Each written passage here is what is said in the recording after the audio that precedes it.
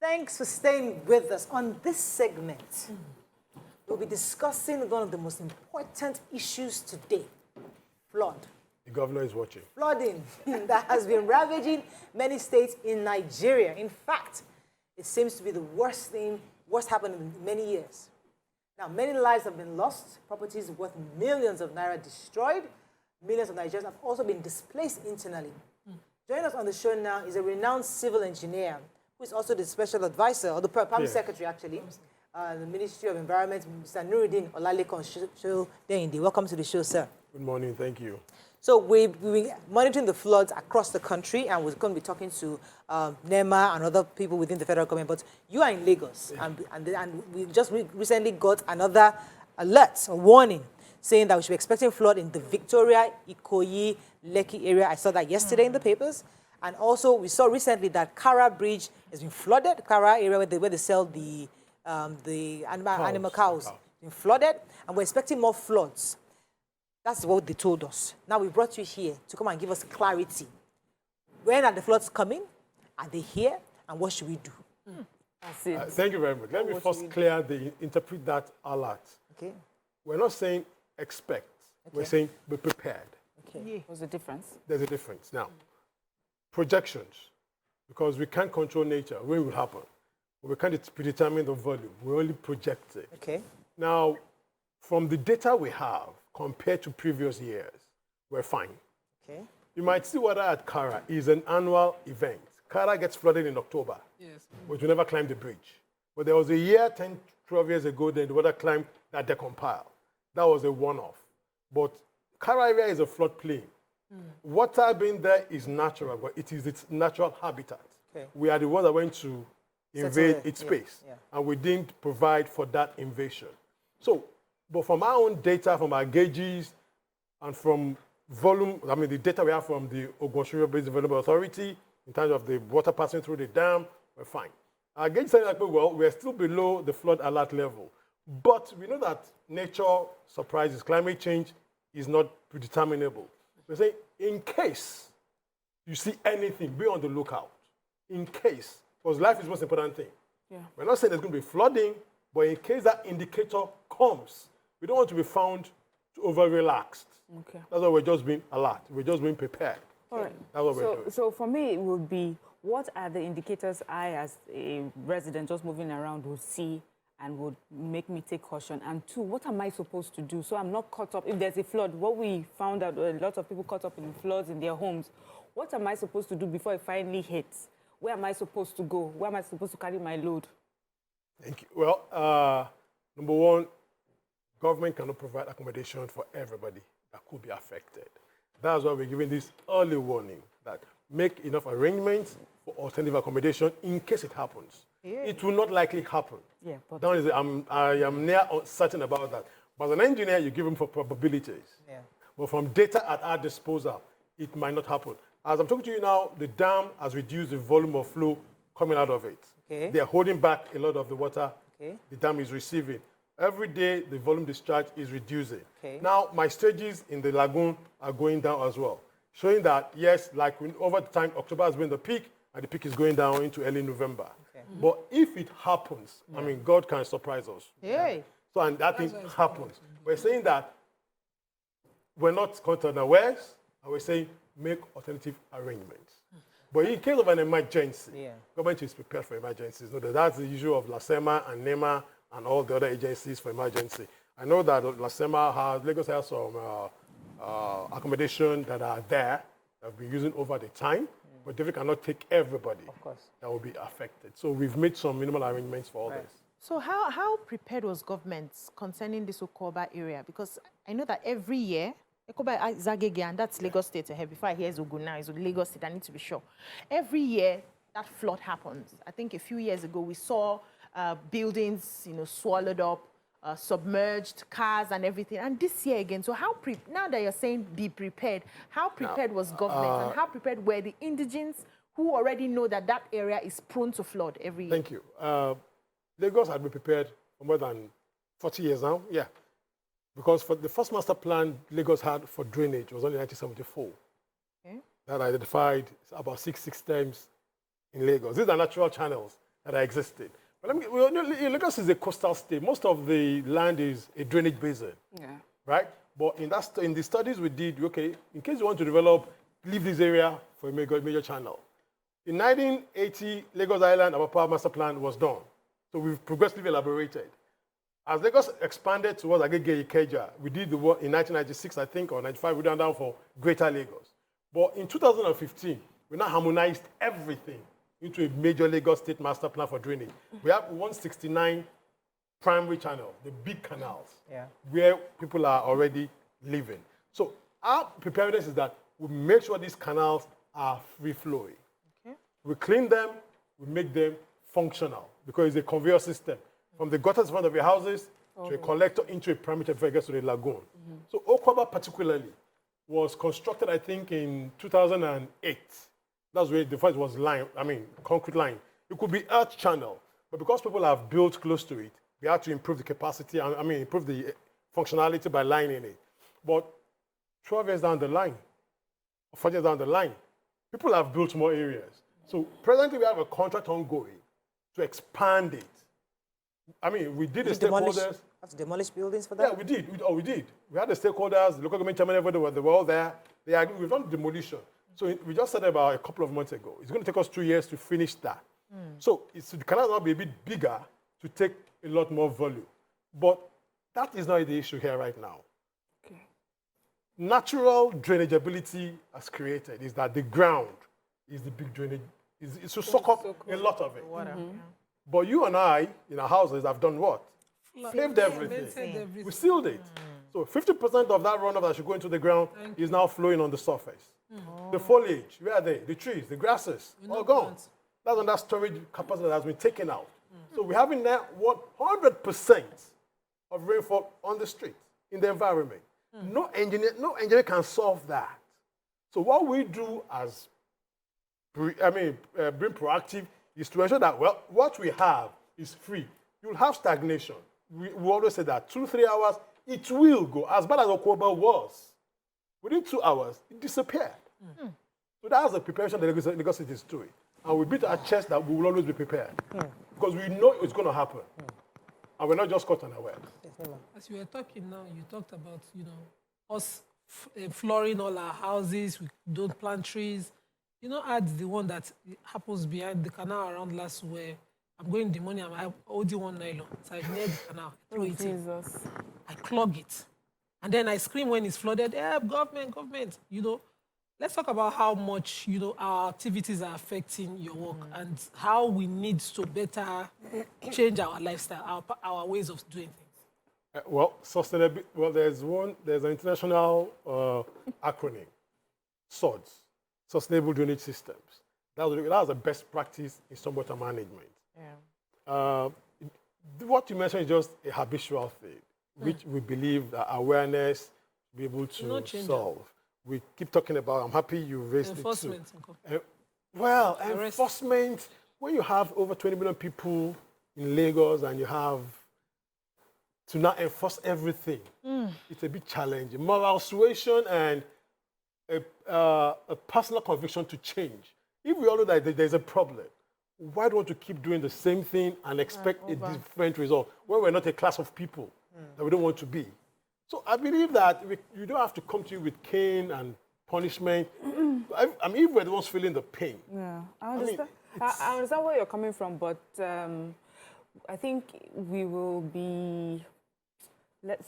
We know that a lot of people do not understand the way it works. They don't.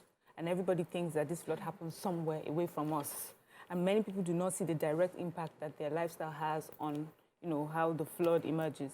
And so I feel that it's important that apart from constantly keeping people aware, enlightening them, and we need to also find ways to punish people. We have to. So what are those measures that have been put in place to deter people from going ahead and... I'll let you answer that after this break. Thank you. Stay with us. We'll be back. Thanks for staying with us. We're still discussing floods in Lagos. Let me come to you, sir, because many... Okay, I'm so sorry. Absolutely. Okay, now, well, it's not as if we're not enforcing this negative environmental practice of dumping refuse on the street. Loma and the ministry have we have this effort at having people monitoring and apprehending such people. Yes, information is key. We need people to inform us. Even send us pictures of when the thing is done. You don't have to arrest the person. Just take the picture and send it to us. We'll find the person and we'll arrest the person, take the person to court, and they'll be charged and dealt with accordingly. They'll be able to be made to do community service, pay a fine that is even a lot more than what you have done. So we're really enforcing. But we need to maybe ramp it up because of the intensity and, of what is being done. But yeah, enforcement is out there. Is that a question? Yeah. Okay, so I was going to say, many countries around the world, they have one kind of natural disaster they're dealing with. Their countries dealing with hurricanes, to all sorts. And they somewhat know how to handle it because they're used to it. They know, the people are aware that this hurricane is coming and they board up and do stuff. Can we begin some kind of a campaign where the local governments will be engaged to begin to talk to the communities? Because, yes, as you said, it's a coastal area. Flooding is likely to happen whether we like it or not. It should become a norm within Lagos State where we know, okay, when doing this month of XYZ, ABC month, this is what we need to do, and give us modalities on what to do. Move to your friend's house, buy up food, do this to remove the electricity, something. There's got to be a document that you pass around, or a flyer that people are seeing and know that, okay, when floods are coming, this is our modus operandi. That is normal. You've just, in a nutshell, Given a solution. explained what we've been doing. The flood alert is to make you prepared that it might come. But they don't know what to do. How alert is this flood alert? How They don't are you know. alerting? They say they're doing alert, but they don't know what, yes. That's And look, all. But they don't know what to do. You see, they don't know what to do. Yeah. Survival is a natural thing. Yeah. Survival they see the water, is a natural they thing. won't No, do anything. That's what I'm saying. Not until you see the water. Government had come out to say, this could happen. If it doesn't happen, whatever you have prepared won't go to waste. You consume the resources. But please make the preparation. Like you said, abroad, they will board up, make alternative arrangement. They start moving. They relocate, stay in one stadium for the time the event will pass, and they come back, or they go to a bunker. This is. Have you So prepared the stadium for where us? we're going to Have you stay? gone to Teslim and go to the stadium? Say, okay, we are ready for you, just in case. So, open it for us. So I think So we, like I said, Lasema has arrangement for emergency response. Okay. But we So don't know. my job is just to give the alert Okay. that this is possible. Okay. So Boy Scout is just the thing here, be prepared. Okay. That's government's job. Yeah. That's it. Let me take this call. I'll come to you guys. Joy from Lekki. Good morning, Joy. Are you there? Good morning. You're live. Go ahead, please. Okay, for these, he's talking about the flood alert. I don't think enough is being done. Now, this natural whatever that we know is going to happen. But what is being done? Are they doing enough community engagement? Which I don't see them doing. We can rely on TV. But please, a country like Nigeria, enough people don't even own to see that. I used to work in a radio station, and I know for one that we don't get enough of this from the government. So to me, the government is not doing enough. They need to do a lot of community engagement. Do they go to the market to tell people? Do they go to landlord association to tell people, And what are they even promising these people? You want to remove them from where they are living, but are you promising them anything? No, these are natural tragedies, but what are you doing? What are you doing to these people? What are you doing to help them? And more people don't even know what to do. And people don't even know about it. How many people on TV said? So I think. Thank you, Joy. So that's the thing. You say you're doing a lot, but Nigerians don't see it. So there's got to be another way we do it. To let them know that, listen, this is what government is doing. How can we do that? Everybody might not know what we're doing because you don't live in such areas. Lagos has an office called the Resilience Office. Lagos Resilience Office. They bring together all agencies that has to do with some form of emergency or the other. Okay. Resilience is that you don't have a negative impact on your sustainable existence. Now, we go to these communities. We engage them. Because sustainability is that when government does something, people own it. We're not coming to top bottom tell you what we need you to do. We need to talk to you that we're going to do this thing. It's going to affect you in this way. It goes beyond just providing the infrastructure, that you are in a low-lying area where we talking you to do this. So we won't come publicly to tell somebody in Agege, what if anybody in Agboyi. We'll go to Agboyi and talk to those in Agboyi directly. We'll go to Alagbole, talk to them in Alagbole directly. So it might not be, it can be assumed that we're going to do, but we are talking to individual, catchments directly and particularly. So would you That's say the job it's of the residential. stubbornness of Nigerians that keep them there even after they know that they're supposed to move? Well, I don't think it's a peculiar thing here. When you say people should relocate, we found out people internationally will, when there is even bushfire burning, they will tell them to relocate. They'll still go down, they'll still be caught on their way. So it's a human thing. I won't say it's a Nigerian thing. It's a human thing that when you see the disaster, you think you're immune. But we will keep creating the awareness. That's why you always have an emergency response when it is required. Government will keep talking to you, engaging you, educating you. Yes, I've taken away something from here today, flyers. Even if you're not concerned, maybe you have a sister or a brother or a relative in that place. I saw this thing, it affects you.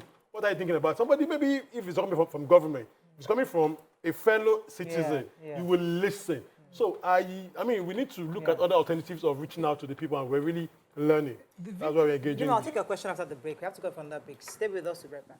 Thanks for staying with us. We're still discussing flooding. Yes, Nima had a question for the break. Go ahead. Yes, so I was thinking, because I saw the video from the Okoba flooding. There was a particular story building just by Beside the canal. And he was halfway gone. And I was wondering, did whoever approved that building, and even if it's already approved, can it not be taken out? Because that person is at a risk of losing lives. Yeah. It just might, and the building is still there, it had occupants. Can they do something? Can you demolish Now, a building go back on to the the channel? video. When you look at that building, you'll see two walls. These are those two walls. Those are the ring walls of a culvert. Even those walls are higher than the man's deck. You see, there is an infrastructure program by government that is a DATO that should have determined the level of his own development. But he has now gone below that DATO. Maybe he built a long time ago. Well, possibly. And he didn't take the necessary approval. So I can tell you for free that building has no approval. Because nobody will approve in a wetland. So let me pause you for a second, because that's one of the issues we have. There are buildings in this state That are not that are approved. up without approval. Exactly. Do we have a number, or is it until something, a disaster happens, that we know where they are? How do we find these unapproved buildings? And how do you Now, work? well, I used to be in LAPCA, no doubt about it, and I can tell you for free that most houses don't have approvals because people build before they think of governance. They will tell you it's a survival instinct, but it's not right. When you build and it's not sustainable, you're going to lose your investment. Like she said, that building is going to go down. Because rather than you embarrassing and putting people's lives at risk, let's take down the money. But no money is worth anybody's life. Yeah. So, I mean, when I see such illegality, it comes down. That's a failure of local government, because when that building was going up, somebody within the local government, that's the closest people to the government. The governor would never know that, but it's the person who is closest to the people that would monitor. Mr. Somebody is building house here. Do you have approval? But that was the job of the local government. I recall when I was in LAPCA too, we had what we call this whistleblower thing. Local government, yes, but we need the people, like it happens all over the world. Even if you're doing something, those Yachali people, they will just call the police. Something is happening here, I don't know, either right or wrongly, but there's something new that's happening.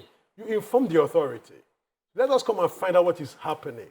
But really and truly, we need information for us to really act. Because we don't have the eye to see everywhere, but people are all over the place. If you see anything new, rightly or wrongly, you are not sure, just ask government. I'm seeing this thing developing. Please, what is the state of what? Whatever is happening around is going to affect you. They'll say it's Positive. Beboru. You are doing Beboru. People for survival, I know is a negative thing. But you yourself might not even know that the land is not approved. My sister, You may not and know. there was one place I know that we went to go and report something in an area. I think I'll give you guys that story before. The chief reporter, the woman that was chief reporter, something happened, she now died. Everybody that they were quick, keep quiet. They will ask, come on, we just keep quiet. So that's Nigeria for you. Yeah. But you But know, let me ask, what is government's, at least Lagos State government's response to those people who have been, flooded? Displaced. And is there any palliative program ongoing that would just help alleviate their suffering? Well, in Lagos right now, I don't think we have any flooding situation right now. No. Because what we have is flash flooding. Okay. Like the Okoba is Okoba is always flash flood. Third Mainland Bridge used to flood for like 2-3 years. So we are always trying to resolve issues. By the time we finish the Okoba Canal, the issue will be sorted and put to rest. So right now, we are ready for the emergencies. Yes, I can tell you that. while we're equally proactively providing for it not to fester. Right. Let me take this call from Hassan. Hassan, we're holding. Good morning, Hassan. Are you there? Good morning. You're live. Go ahead, please. Yeah, please, I wish to use this to commend the country government for building drainages all over the place. That's number one. Number two is there's a need for Lagos State government to do more. Look, in terms of building approvals, I can see the Lagos State government failing in that aspect. Maybe it's due to the corruption, or people are not willing to do their jobs. What you see all over the place, people build before approvals in Lagos. After building, they will go and seek for approval, and it will be given to them. The name of that process is corruption. And why people are doing that is because people in physical planning are ever ready to compromise via corruption. So this issue of corruption is there. And there should be much more human resource on the part of Lagos State government to enforce it. You pay 3 layers in Lagos State. You pay state, you pay physical planning, you pay local government. All of them are failing this aspect. Good morning. Thank you, Hassan. I wanted to take tweets. okay. Gabriel Akinyomi says that the current drainage system in Lagos is not sustainable because it is, he said, it's open drainage, and that's where people, you can't prevent people clogging the drainages. What do you have to say? And Okay, let me give you a scenario. People don't have to go and drop the garbage in the drain. Yeah. All I've just put it outside. Yeah. it will- Once rain flows, and once rain comes, it carries it and dumps it in the drain. Now, let's assume the drains are covered, but there are still inlets into the drain, right? Those things will find their way into that conduit, finally, and clog it. So it is a lot harder yes, to clean a closed conduit drain. That's the challenge. So if we can do a magic abracadabra and stop solid waste coming to the environment, I will gladly close all my drain, because a drain is designed to have self-cleansing capacity for silt and sand. And when there's rain, just sand and silt, the drain will cleanse itself. There will be no blockage. But when you now have all kinds of heavier material, So we need to change our ways first. Exactly. Once So we change that, I can close the drain if I don't have solid waste in the environment. It will be easy. So there's another one. Detu Mininu says, most of the canals are abandoned projects. The Ahmadiyya Ijayi is one of them. The government representative is not doing enough at all. That's not true. That was talking about the Obadiah project. Obadiah goes, Okay. Obadiah. It's a new project, an ongoing construction that we're doing. I think we started early this year, and we're still working. The contractor has going to maybe like 70%, and we're paying the next tranche for him to continue. It's downstream. Okay, this really happened on our Abeokuta Express Road sometime during the year. Yes, that is the rest, because the Federal Ministry of Works are doing that Abeokuta Express Road. Yes. They've done the cover. We are now doing the downstream to take the water away. So we have not abandoned it. It's still It's a very work in much alive. progress. Yeah, sure. Okay, so I mean, from a conversation, it seems like government is doing, has got it top of covered. it. It's on top of it, but as we say, there's still a lot more to be done. But because of what's happening across Nigeria, Kogi State, Bayelsa, Anambra, and for many of us in Lagos, we're thinking, are we going to be one day on Kenos doing video and saying, look at us, so see where we are? So to not get to that point, what do you think we can do differently going forward? Because every time we have this conversation with you, I'd like to know what we have learned from the previous year that we're doing differently this year that will prevent what we had, suffered. And then, especially with what's going on across Nigeria, what are we doing specifically in Lagos to make sure it's not a Bayelsa situation and an Anambra State situation? Well, in Lagos, we know that we're a coastal state, and we've been prepared. That's why, like I said, since early 70s, we've been having several master plans to dimension what Lagos looks like and what we need to provide it. I'll give an example. Right now, we're doing an understudy. This is now for even 100 years master plan. This is for climate change. Because climate change, we don't know what could happen. But we know that for now that there is one key indices given to us that in another 100 years, the ocean would have risen 3 meters. Because If that we're underwater. happened, You said Lagos will be underwater. so most part of it will be underwater. So we're not doing a study. Okay, if this happens, what ought we be doing to prevent that happening? So we're being futuristic. It's not happening right now, but you know it could happen. So we're already spending the money for that time. Our children will be the ones to execute, but a plan, that's what Lagos lives on. We spend so much money on plans, futuristic plans. So something governments now come to implement. So 74 master plan was done. We've done the 2015 master plan. We're doing second collectors master plan because rain will happen. The land is fixed. Our condition is fixed, but we can play with it. You know, that balance must just be maintained. So I can assure you that with the level of interaction, we're not just local. We talk to the federal government agencies, NIMET, NISA. When they do their prediction, we do a downscaling in Lagos. So come and tell us how it affects Lagos. We're not just listening to you at the federal level. Come and tell Lagos how it affects us. After the rain, we're going to do a review. Okay, you projected this. This is what has happened. What is the correlation? So these are things we do. Anytime they decide from the dam, we get the data. So we're really not working from the rule of the thumb. Right. We're actually data-based. So plans are there to really make us I think that's all we can take on this. Thank you very much for coming. I just hope that you would help us and get the local government involved because they are the closest to the people and we should be hearing this drum from them. All our, we have mayors here, we have the chairman local, Koshafe local government. These are the people that should be going on every day, house to house. Guys, what are you doing? Ketu is going to be flooded. What are you doing? Are the markets clean? That's what we need to see that. When we see that, then we know you're working. But if we don't see the people close to us doing that, we feel that government is not doing anything. Yeah. That's what that lady said. They're not doing it. But there's so much government is doing. But because the local government has been somewhat ineffective, we've not been seeing it. But we hope things can be done differently going forward.